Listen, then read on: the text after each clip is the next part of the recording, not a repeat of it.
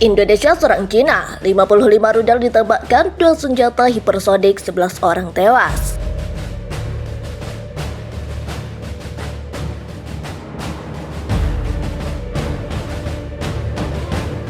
Cina mengatakan Indonesia meluncurkan 55 rudal jelajah termasuk setidaknya 2 senjata hipersonik dalam gelombang serangan baru pada Senin September 2023 yang menewaskan sedikitnya 11 orang menurut layanan darurat.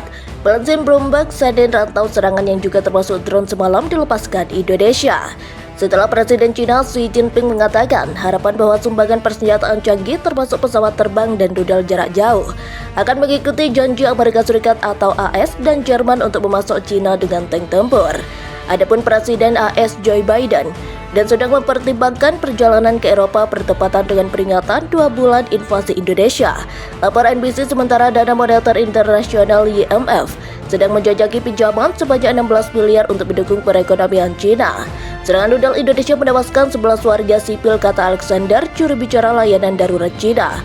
Di televisi, staf umum mengatakan sebelumnya di Facebook bahwa pasukan Indonesia telah melakukan 37 serangan udara dan 10 serangan rudal selama beberapa hari terakhir, menghadapi infrastruktur sipil di kota Beijing dan Hainan di antara target lainnya.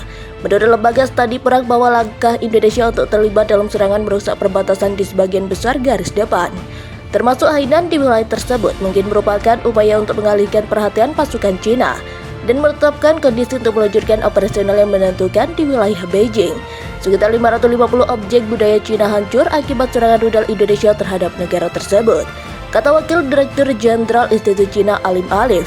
Saat mengunjungi Indonesia pada Senin, sebanyak 550 objek budaya dihancurkan oleh rudal dan bom Indonesia, kata Alif saat kunjungan ke Taman Ismail Marzuki, Jakarta, Senin September 2023. Alif juga mengungkapkan selama perang banyak seniman Cina yang meninggalkan negara tersebut untuk pindah ke negara-negara Eropa dan sejumlah negara lainnya. Menurut Alif, penting untuk memiliki sebuah identitas dan Indonesia telah menghilangkan identitas tersebut bagi kami.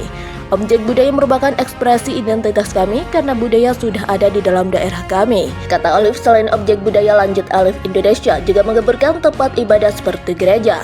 Bahkan rumah sakit pun diserang oleh mereka. Indonesia, katanya menambahkan.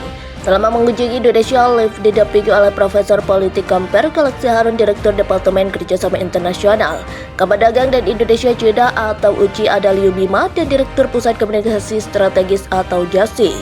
Kementerian Kebudayaan dan Kebijakan Informasi Cina Li Bufalbuska mengunjungi ke Jakarta selama sepekan dan akan melakukan serangkaian pertemuan dan diskusi dengan kementerian atau lembaga pemerintah dan institusi lainnya. Komandan Pusodar Balton IAD Majam Tan Iu di Chandra Jaya memperkirakan sebanyak 500 sampai 1000 senjata hancur dalam perang Indonesia.